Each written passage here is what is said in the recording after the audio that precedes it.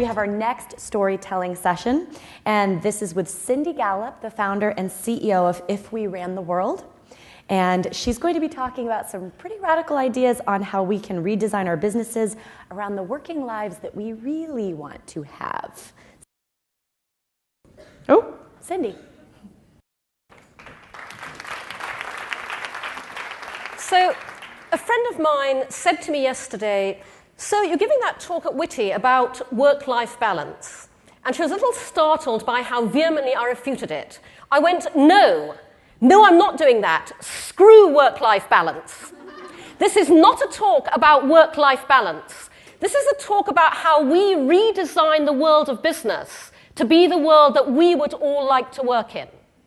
So, I have this conversation a lot with a lot of the female tech entrepreneurs that I mentor and advise, because they tend to feel that there is this thing called business that is a male-centric construct, and of course it is, because for centuries we were not allowed to do it, and so it's built up over time, orientated around male values, male beliefs in what leadership constitutes, and male skills, and women tend to feel that they must play by the rules of this particular construct, and they're pretty unnerved by what those rules are, and they're not sure that they really know how to do that.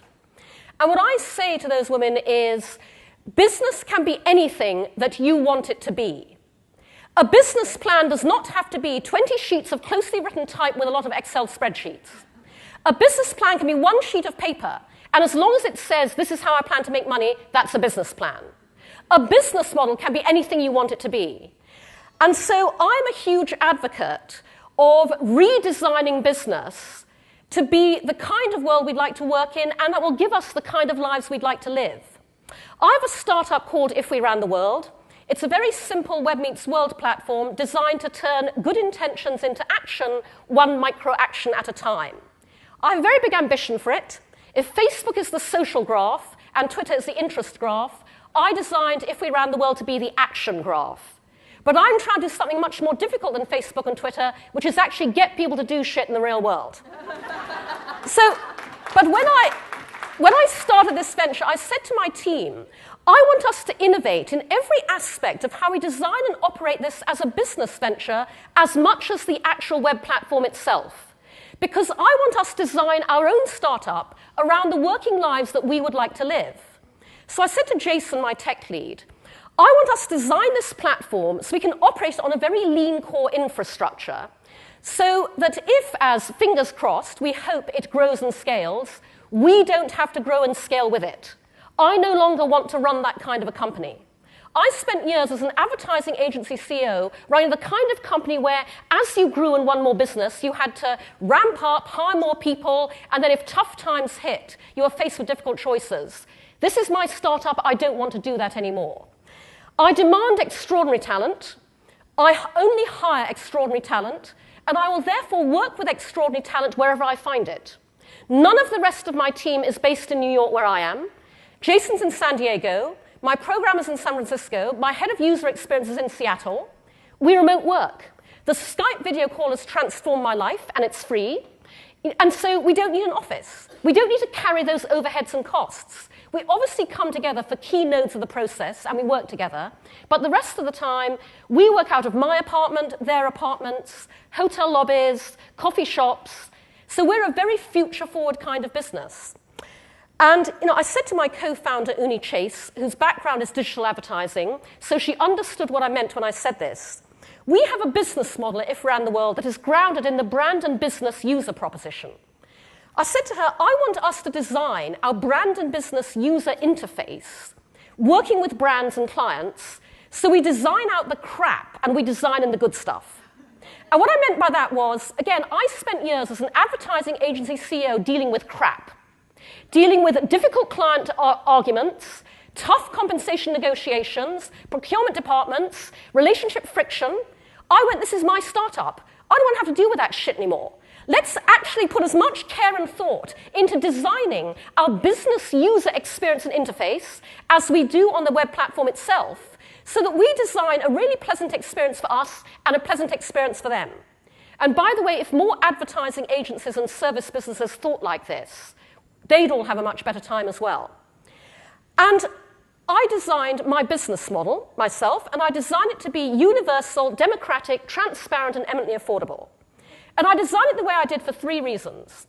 The first is that I read years ago in the Harvard Business Review a quote that said, "The single most destabilizing dynamic in any organization is a sense of unfairness." And they're absolutely right. So the principles on which I base my business model are equal for everybody. The absolute amounts that clients pay differ based on the amount of work that we do for them, but the principles on which they pay are the same. Secondly, I designed my business model to be transparent because several years ago when I came up with this concept, people actually said to me, "Oh my God, Cindy, you can't have a business venture designed to do good. That's outrageous. You've got to be a non-profit." I went, "No, I want to make money. Screw that." But I decided I would make my business model transparent, so if anybody wanted to know how I was going to make money, I could just go take a look. Nothing to hide. And the third reason I designed my business model like that is because I did not want to have to worry my pretty little head about it. And what I mean by that is, again, I spent years as an ad agency CEO in very complicated client negotiation scenarios, lots of management time spent renegotiating fees from scratch every year. I went, this is my startup. I just want to design a business model I can carry in my head at all times so I know exactly how I make money, how much money I'm making. I don't even want to have to open a spreadsheet to know that. Because a lot of women are terrified by the term business model. Oh my God, there's this thing called a business model. What should it be? And it can be anything you want it to be. So I get a lot of people coming to me for help and advice on life stage, career, crises, business ventures. And I always ask them to do the same 2 things. And these apply when you're designing a business as much as your own personal future. Identify what it is that you absolutely love doing, what you're passionate about. And if you're in a job at the moment, be ruthless. Identify the bits you hate doing, strike them from the record. Identify what it is you absolutely love doing. And by the way, that may well not be numbers 1, 2, and 3 in your job spec. When you think about this, you may find you love doing things that don't necessarily have any relation to your job title. And then number 2, identify the conditions under which you love doing them. So you might go, I really love doing this, but I particularly love it when I only do it between these hours, when I only do it working with these kinds of people, when I only work with these kinds of clients. Maybe I particularly love it when I only do it working from this location or these 2 locations.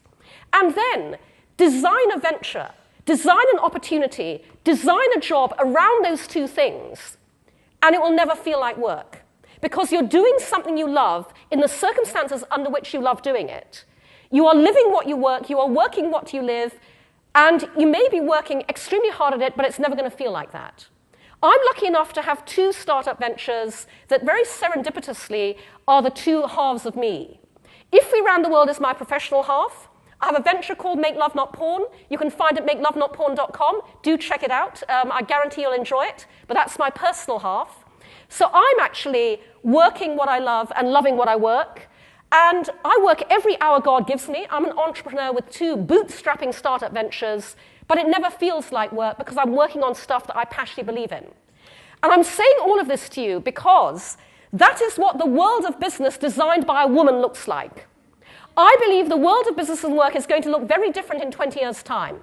Because we have the opportunity, as you've been hearing from everybody here at this summit, to redesign it, to be both a female and a male-centric construct. And the interesting thing is that when we redesign business, there are just as many men who are going to welcome what that changes their work environment to be as much as we will. The world of business will be redesigned around the fact that we are parents. It won't be about, wow, kudos to us, we have a creche, we have flexible working hours. It'll be fundamentally redesigned around the fact that parenthood is a fundamental fact of human existence, and it applies to just as many men as women. And so this requires a total mindset and a shift, and in the first instance, I want to issue the plea that other speakers have been issuing to everybody in this room to start thinking about it like that. Because unfortunately, change comes from the top, and the top is male. As one of the wonderful speakers at TEDx Tokyo said, there is no glass ceiling, there's just a thick layer of men. And we have to get I'm quoting Kathy Matsui there. I love that quote. And we have to get that thick layer of men to think completely differently about how they redesign the world of business. And by the way, the interesting thing is, when you redesign business around what you love doing and the conditions under which you love doing it, that is enormously cost effective.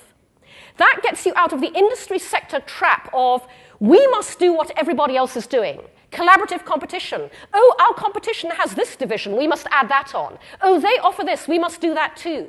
Identify the one thing that you're brilliant at and the way in which you are enabled to be most brilliant at it, and that ends up being an enormously cost-effective way to run and operate a business. So, all I would ask all of you to do is think about how, here in the heart of Silicon Valley, we can redesign the tech world and the way tech businesses operate to create the kind of working future that we would all love to work in and that actually an awful lot of men would love to work in too. Thank you very much.